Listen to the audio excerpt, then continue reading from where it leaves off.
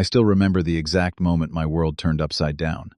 Coming home after a 12-hour coding marathon at the tech firm, I found 7-year-old Sophie sitting alone on my doorstep, clutching her tiny suitcase. My girlfriend of 2 years, Jasmine, had always been spontaneous, but this was something else. The text message on my phone simply read, "Gone on girls' trip for the weekend. Sophie stays with you. Love you." No discussion. No warning. Just a child dropped off like an afterthought. Before I tell you what happened next, let me know where you are watching from. Hit that like button if you have ever been blindsided by someone you trusted. I stood frozen at the sight of Sophie huddled against my front door, her eyes red and puffy from crying. The Friday evening I had planned, ordering takeout, watching a movie, and winding down from my hectic week as a software developer, evaporated instantly. Uncle Roger, Sophie looked up at me with uncertainty. Her voice was small, almost a whisper. "Aunt Jasmine said you would take care of me while my mom is in the hospital." Hospital? My mind raced. Jasmine had mentioned nothing about her sister Lisa being hospitalized, let alone me babysitting.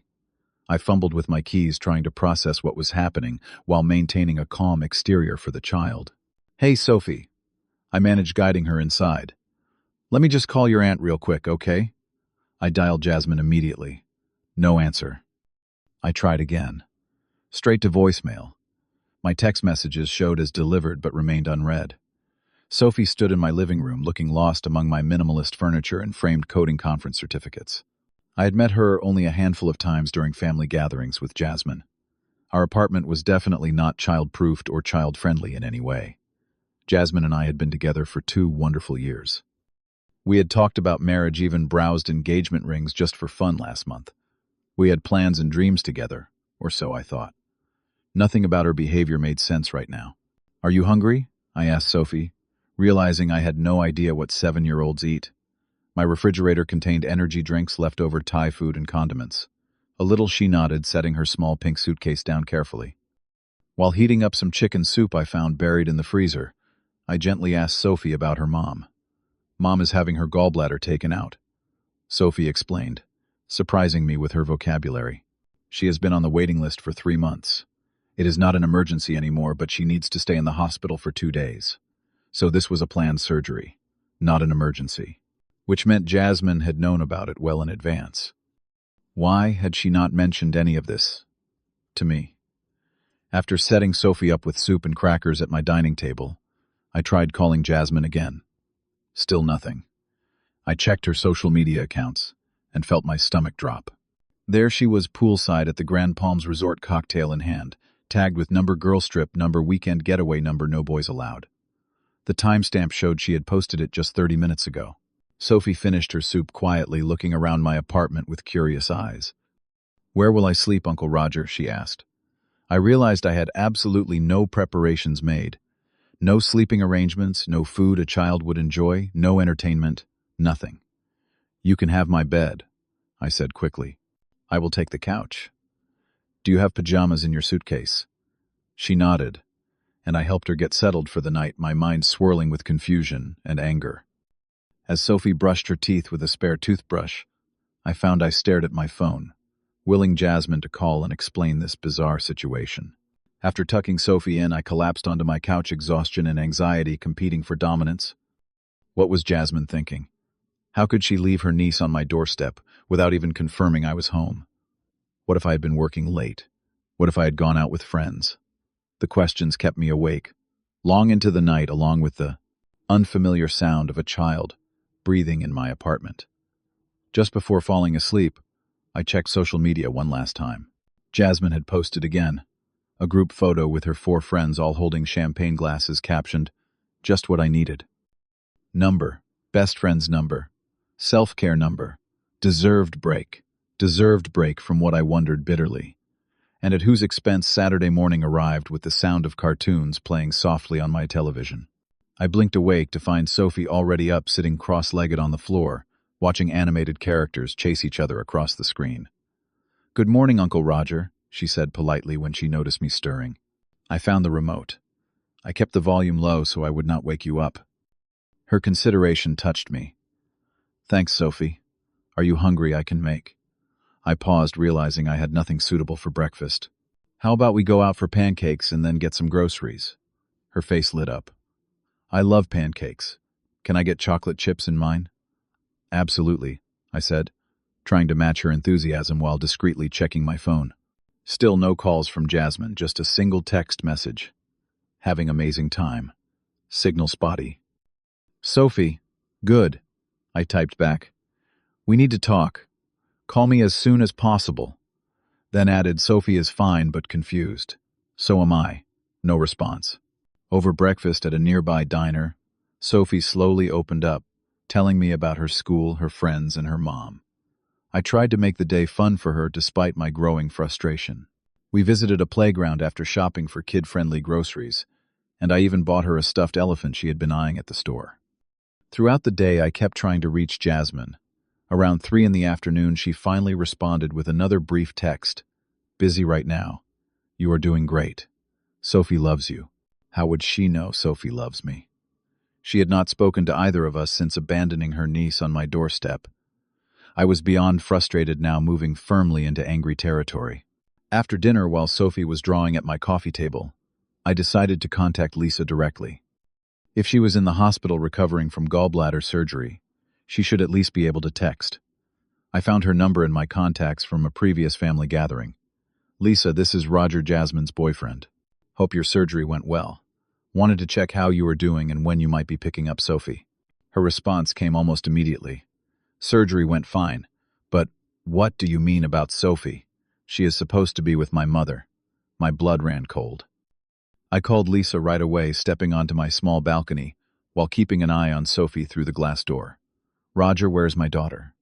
Lisa's voice was panicked, despite her likely post-surgery discomfort. She is safe with me, I assured her quickly. Jasmine dropped her off yesterday saying you were in the hospital and needed someone to watch Sophie. Yes, I am in the hospital, but Jasmine told me Sophie would be staying with our mother. Lisa's voice rose.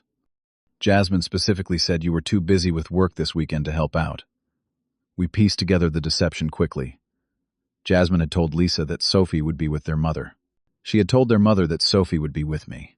She had left Sophie with me without asking, then disappeared on a girls' trip that apparently no one in her family knew about. I cannot believe she would do this, Lisa said, her voice breaking. She knows how important this surgery was, how long I have waited for it. Mom is visiting her sister in Florida this weekend. That is why she could not watch Sophie. Jasmine never even mentioned your surgery to me, I admitted. The first I knew about any of this was finding Sophie on my doorstep yesterday. Lisa was quiet for a moment. I am so sorry, Roger. I would never have agreed to this arrangement. Is Sophie okay? Can I talk to her? I brought Sophie to the phone, and her face brightened hearing her mother's voice. They talked for a few minutes, with Lisa carefully explaining that there had been a mix-up and thanking me for taking care of her daughter. After they finished, I took the phone back. My discharge is scheduled for tomorrow afternoon, Lisa explained. I can have a friend pick up Sophie then. No need, I assured her. Sophie and I are doing fine. I can bring her to you tomorrow. Just text me the details. After hanging up, I checked social media again and felt my anger rise seeing new photos from Jasmine. She was now at a nightclub dressed up with her friends, clearly having the time of her life while her sister recovered from surgery and her niece was with a virtual stranger. That evening, as I helped Sophie get ready for bed, she asked a question that broke my heart. Uncle Roger, did I do something wrong? Is that why Aunt Jasmine did not want to stay with me?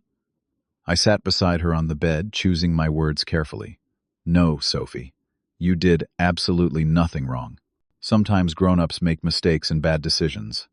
This was your aunt's mistake, not yours. She nodded but did not look convinced. I tucked her in with her new stuffed elephant and read her a story until she fell asleep. Once she was sleeping soundly, I called my best friend Jake for some perspective. She just left her niece on your doorstep.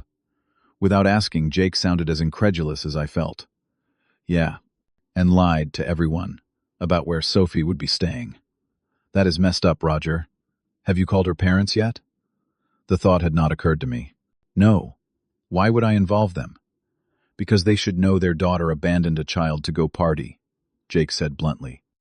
What if you had not been home? What if you were on a business trip or something? He was right. This went beyond relationship problems. This was child endangerment. Just as I was contemplating this next step, my phone rang. Jasmine. Finally. "Hey, babe," she said, sounding slightly slurred. Music thumped in the background. "How are things going with Sophie? You two having fun? Are you serious right now?" I kept my voice low to avoid waking Sophie. "You left your niece on my doorstep and disappeared to party, without even asking me if I could watch her." "Oh, come on, do not be so dramatic," Jasmine scoffed. "I knew you would be home, and you are always saying you want kids someday. Think of this as practice." I was speechless. This was not the woman I thought I knew. "You lied to your sister and your mother," I said. "Lisa thought Sophie was with your mom. Your mom probably thinks Sophie is with someone else. No one knew you dumped her with me to go on a girls' trip." "Dumped her? That is a horrible way to put it," Jasmine snapped. "She is my niece, not some random kid. A niece you abandoned without permission." I was struggling to keep my voice down. "What if I had not been home, Jasmine? Did you even think about that?" "But you were home," she said dismissively. "Everything worked out fine. I do not see what the big deal is." "The big deal is you can not just leave a child with someone without asking.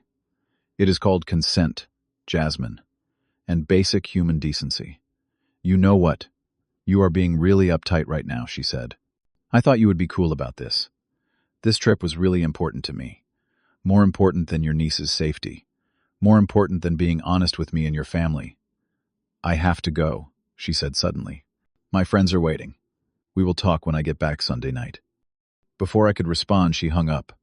I stared at my phone in disbelief, then saw a new text message come in from her. "By the way, staying until Wednesday now. Girls convinced me to extend. Sophie's stuff is in her backpack. TX for understanding." Wednesday. It was currently Friday night. That would be 5 full days of unplanned childcare. I put my phone down and sat in the dark living room wondering how I could have been so wrong about someone I loved. Sunday morning began with pancakes again, this time homemade with the ingredients we had bought the previous day. Sophie seemed to be adjusting to staying with me, but I noticed how she kept asking about her mom and when she could go home. "We will visit your mom at the hospital this afternoon," I assured her. "She is doing well and should be coming home today." While Sophie watched cartoons, I researched child abandonment laws on my laptop. What Jasmine had done, leaving a minor with someone without their consent and without proper arrangements, was technically child abandonment in our state. I was not planning to press charges, but understanding the legal ramifications helped validate my anger. Around noon, I received a troubling text from Lisa Nurse. Says my recovery is taking longer than expected. They are keeping me another night to monitor for infection. I feel terrible about Sophie. I called her immediately. "Do not worry about Sophie," I said firmly. "We are doing fine and she can stay with me until you are ready. Focus on getting better." "Thank you, Roger." Lisa's voice was emotional. "I do not know what we would have done if you had not been there. I tried calling Jasmine all morning, but she is not answering." I know, I sighed. "She texted me last night saying she is extending her trip until Wednesday now." "Wednesday," Lisa exclaimed, then groaned. "She knows I am a single mom. She knows I was counting on her help during my recovery. I cannot believe she would do this." During our conversation, Lisa revealed more about Jasmine's pattern of unreliability. Apparently, this was not the first time she had shirked family responsibilities. She had a history of making promises to help, then backing out at the last minute or disappearing when things got difficult. "I love my sister," Lisa said wearily, "but she has always been the flighty one. I just never thought she would do something like this with my daughter." After speaking with Lisa, I made a decision. It was time to call Jasmine's parents. This situation had gone beyond a relationship issue. It was about a child's welfare and family responsibility. Mr. and Mrs. Hughes answered on the third ring. I had met them several times at family gatherings, and they had always been warm and welcoming. "Roger, is everything all right?" Mrs. Hughes asked, clearly surprised by my call. "Actually, no," I began carefully. "I am calling about Sophie. She has been staying with me since Friday evening." Sophie, Lisa's daughter, Mr. Hughes, sounded confused. "Why would she be with you, Lisa?" "Is in the hospital for her surgery," and Jasmine said. He trailed off as realization dawned. I explained the situation as gently as possible, how Jasmine had left Sophie on my doorstep, gone on a girls' trip without telling anyone, and was now extending her stay without regard for her responsibilities. The silence on the other end of the line was deafening. Finally, Mrs. Hughes spoke, her voice tight with emotion. We had no idea. Jasmine told us she was helping with Sophie this weekend while Lisa recovered. She never mentioned a trip. I am so sorry, Mr. Hughes added. This is completely unacceptable behavior. Where is Sophie? Now. Is she okay? She is fine, I assured them. We have been managing. I was planning to take her to visit Lisa at the hospital this afternoon, but they are keeping Lisa another night now. We will come get Sophie right away, Mrs. Hughes said decisively. This is our responsibility as her grandparents. You never should have been put in this position, Roger. I gave them my address, and they promised to arrive within 2 hours. After hanging up, I explained to Sophie that her grandparents were coming to pick her up. She seemed relieved, though she gave me a big hug and thanked me for the stuffed elephant. While waiting for the Hughes to arrive, my phone exploded with notifications. Jasmine was calling repeatedly, interspersed with angry text messages. How dare you call my parents? This is between us, Roger. You had no right to involve them. I am coming home right now. You better be ready to explain yourself. I let the calls go to voicemail. There was nothing to discuss over the phone that would resolve this situation. If she was coming home to face her responsibilities, that was the right thing to do regardless of her anger toward me. Just as Mr. and Mrs. Hughes arrived to pick up Sophie, another car screeched into the parking lot. Jasmine stormed up the walkway, her face flushed with anger. She had clearly left her girls' trip in a hurry. Her hair was disheveled and she wore mismatched clothes. Roger, she shouted as she approached. What the hell do you think you are doing? Her parents turned at the sound of her voice, their expressions a mix of disappointment and anger. Sophie, who had been smiling at seeing her grandparents, shrank back against me. Jasmine Marie Hughes, her father said in a low, controlled voice. You have some explaining to do. The confrontation that followed was every bit as ugly as I had feared. Jasmine alternated between defensive justification and teary apologies, none of which seemed genuine. She claimed she deserved a break, and thought I would not mind watching Sophie. When pressed about why she had lied to everyone about where Sophie would be, she deflected, saying everyone was making too big a deal out of the situation. Throughout her tirade, I remained calm. When she finally paused for breath, I spoke quietly but firmly.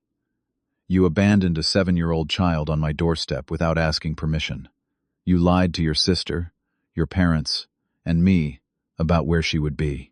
Then you extended your trip without consideration for anyone else. This is not about us anymore, Jasmine. This is about responsibility. Oh, so now you are Mr. Perfect, she sneered, acting all high and mighty. You are just trying to make me look bad in front of my family. You are doing that all on your own, her mother said sharply. As the argument escalated, a car pulled into the parking lot. It was Lisa, looking pale and moving gingerly, clearly just discharged from the hospital. She had a friend helping her walk up to my apartment. Mom Sophie ran to her mother, who knelt painfully to embrace her daughter. Lisa, you should be resting, Mrs. Hughes exclaimed, going to help her eldest daughter. I checked myself out, Lisa said, her eyes fixed on Jasmine. The hospital called to confirm my discharge plans and mentioned Sophie. When I said my sister was watching her, the nurse said Jasmine had never visited or called to check on me. She straightened up slowly, wincing. That is when I knew something was wrong. Jasmine at least had the decency to look ashamed. Lisa, I can explain. No, Lisa, cut her off. There is no explanation that makes abandoning my daughter acceptable. She turned to me. Roger, thank you for taking care of Sophie when no one else knew where she was. I cannot imagine what would have happened if you had not been home. That was the moment I knew my relationship with Jasmine was over. Looking at this family, the concerned grandparents, the mother who checked herself out of the hospital to find her daughter, and the confused child caught in the middle, I realized I could never trust Jasmine again. Anyone who could so casually endanger a child for their own pleasure was not someone I wanted in my life. Jasmine, I said quietly but firmly, I think you should leave with your family. We are done. What, you are breaking up with me? Over this? Her voice rose in disbelief. Yes, I said simply. I cannot be with someone I do not trust. And I certainly cannot trust someone who would abandon a child without proper care just to go party. Her face crumpled more in anger than remorse. You will regret this, Roger. We were great together. No, I said, surprising myself with my clarity and calm. We were not. I just did not see it until now. As her parents led Sophie and Lisa to their car, promising to help with Lisa's recovery, I handed over Sophie's suitcase and new stuffed elephant. Jasmine stood apart, arms crossed, refusing to help. "Goodbye, Uncle Roger," Sophie said, giving me one last hug. "Thank you for the pancakes and the elephant." "You are welcome, kiddo," I replied, my heart breaking for what this child had been through. "Take good care of your mom, okay?" As the cars drove away, Jasmine in her own car following her family, I felt an overwhelming mix of sadness, anger, and strangely relief. The relationship I thought would lead to marriage had just ended, but I knew without a doubt I had made the right choice. The weeks following what I now call the Sophie incident were difficult but clarifying. Jasmine made several attempts to reconcile. Flowers delivered to my workplace, tearful voicemails, even showing up at my door, unannounced one night. Each time I politely but firmly maintained my position. Some betrayals simply cannot be undone, and abandoning a child for a vacation was my uncrossable line. Lisa called me a few days after returning home with Sophie. She was recovering well and wanted to thank me again for stepping up when her sister had stepped away from her responsibilities. "Sophie keeps talking about how much fun she had with you, Lisa," said, her voice warm. "She says you make the best pancakes and that you let her beat you at Go Fish." I laughed, remembering how I had indeed deliberately lost several card games to make Sophie smile. "She is a great kid, Lisa. You have done an amazing job raising her. That means a lot," she sighed. "Being a single mom is not easy, especially with family you cannot always count on." We began texting occasionally after that call. Nothing romantic, just friendly updates about our lives. It was therapeutic to maintain a connection to the situation that had revealed so much about my relationship and myself. The first few weeks alone were the hardest. I had built my life around Jasmine for 2 years, and her absence left a tangible void. I threw myself into work coding late into the night. I avoided our favorite restaurants and the parks where we used to walk. But gradually the sharp pain of betrayal dulled into something more manageable. I found myself reflecting on the warning signs I had missed. Jasmine had always been somewhat self-centered, prioritizing her needs and wants, but I had found it charming, part of her free-spirited nature. Now I recognized it as a fundamental character flaw, a willingness to put her desires above others' well-being. There had been smaller instances before, canceled plans when better options arose, forgotten promises, shifting blame for mistakes. I had excused them all as minor quirks, rather than seeing them as the red flags they truly were. 1 month after our breakup, I began volunteering at a local youth center, teaching basic coding skills to kids from underprivileged backgrounds. Something about my experience with Sophie had awakened a desire to help children who needed stability and support. The first time a 10-year-old boy's face lit up when his simple program ran successfully, I felt a joy I had not experienced in months. Jasmine had apparently told mutual friends her version of events, that I had overreacted to a simple miscommunication and embarrassed her in front of her family. Some believed her, and those friendships naturally faded. Others reached out to check on me, suspicious of her narrative. Jake, my best friend who had encouraged me to call Jasmine's parents, remained steadfastly supportive. "You did the right thing, man," he assured me during one of our weekly basketball games. "Anyone who puts their partying above a kid's safety is not someone you want in your life." Around 2 months after the breakup, I ran into Jasmine at a coffee shop. The encounter was awkward, but revealing. She had a new boyfriend already, a guy who looked uncomfortable, as she loudly proclaimed how amazing their relationship was while staring pointedly at me. What struck me most was her lack of inquiry about Lisa or Sophie. Not once did she ask how her sister or niece were doing, despite the trauma they had experienced, partly due to her actions. As I watched her performance from across the cafe, I felt only gratitude for the escape I had made. The woman I had once thought I would marry now seemed like a stranger, beautiful on the outside but hollow where it mattered most. A week later, Lisa texted me with surprising news. She and Sophie were moving to an apartment complex just a few miles from mine. Her company had opened a new branch in our area, and she had requested a transfer. "Sophie is excited about the move," she wrote. "She specifically asked if we would be closer to Uncle Roger, so she could see you sometimes." The message touched me deeply. Despite the brevity of our time together, I had made a positive impact on Sophie's life. We arranged to meet for ice cream once they were settled, and seeing Sophie's gap-toothed smile as she described her new school washed away any lingering regrets about ending things with Jasmine. Over time, I began to open myself to the possibility of dating again. My experience had not made me cynical about love, just more discerning about character. I now paid attention to how potential partners treated service workers, how they spoke about family obligations, whether they took responsibility for mistakes or deflected blame. These were the true measures of a person, far more important than surface charm or physical attraction. Through it all, I came to understand a profound truth. Our character is revealed not in easy moments, but in crises and challenges. Jasmine had shown her true self when faced with a choice between responsibility and pleasure. And though the revelation had been painful, it had saved me from building a life with someone whose moral compass pointed primarily toward herself. One afternoon, about 6 months after the Sophie incident, I received a handmade card in the mail. On the front was a childish drawing of two figures, one tall with glasses, clearly meant to be me, and one small with pigtails holding what appeared to be a stuffed elephant. Inside, in careful handwriting, was a note. "Dear Uncle Roger, thank you for taking care of me when I was scared.